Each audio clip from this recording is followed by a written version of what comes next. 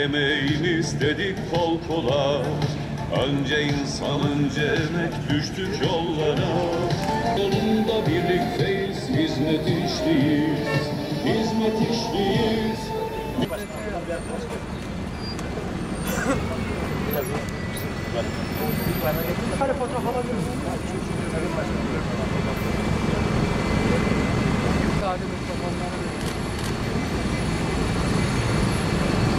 Ve kamuoyuna.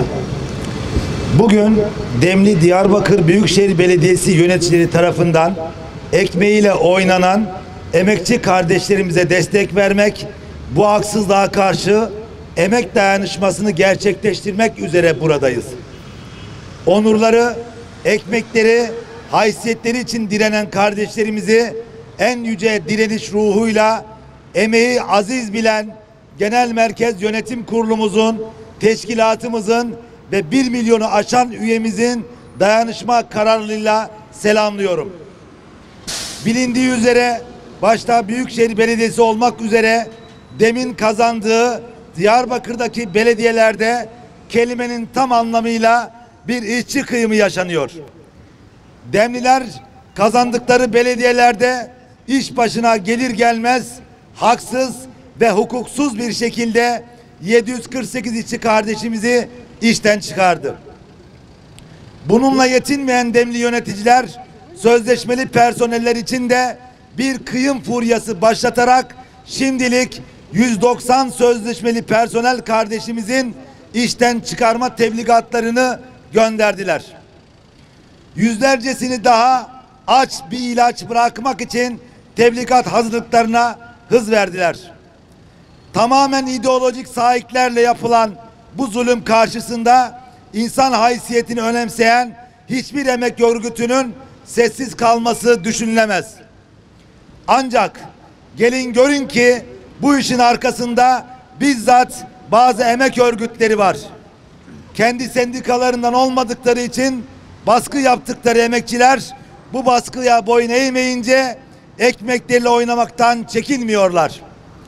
Belediyelerde bu aymazda alet oluyor. Korkunç bir zulme imza atıyorlar. Dilinden ekmek, emekçi, demokrasi, işçi hakları, insan hakları kavramlarını düşürmeyenlerin foyası ortaya çıktı. Seçim öncesi çizdikleri toz pembe tablolar kapkara tablolara dönüştü. Vaat ettikleri aydınlık yarınlar emekçilerin hayatlarının karardığı kapkara günler getirdi. Dillerinden düşürmedikleri barış, kardeşlik ve emek dünyasını kutuplaşmanın, kindarlığın ve düşmanca tavırların arenasına çevirdiler. Emeğe saygı dedikleri emeğe kıyım, emekçiye kaygıdan başka bir şey değilmiş. Sözde işçi haklarını savunanlar, sürgünler, mobbingler, sendika değiştirme baskıları, işten çıkarmalarla emekçiye dünyayı dar ediyor, hayatlarıyla oynuyor, ailelerini açlığa mahkum ediyorlar. Hani nerede dillerinden düşürmedikleri demokrasi, nerede insan hakları, nerede emeğe saygı, nerede emekçi hakları? Bu nasıl bir ikiyüzlülüktür? Bu nasıl bir çifte standarttır?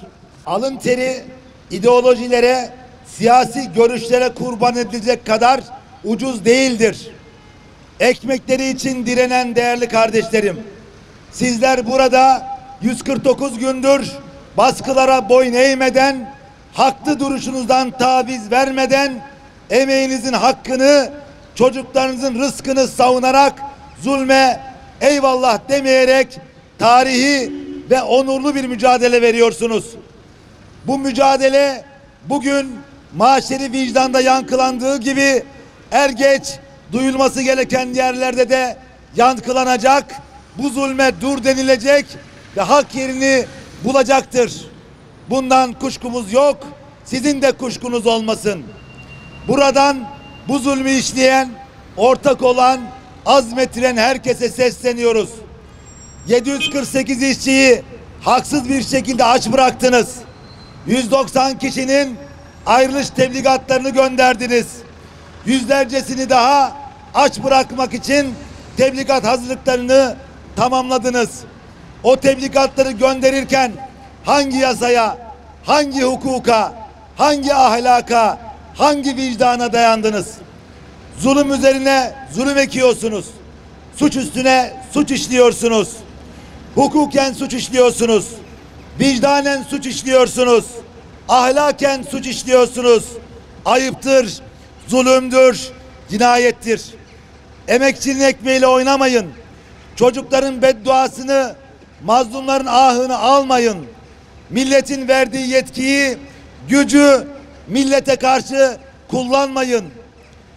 Zulüm için kullanmayın. Zulüm ile abat olanın ahiri berbat olur.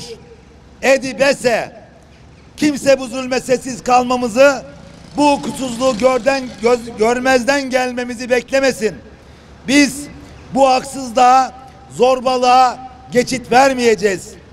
Sesimizi de, sözümüzü de yükseltecek, hakkının yanında zorbalığa karşı durmaya, insanı, hakkı, adaleti, alın terini savunmaya devam edeceğiz.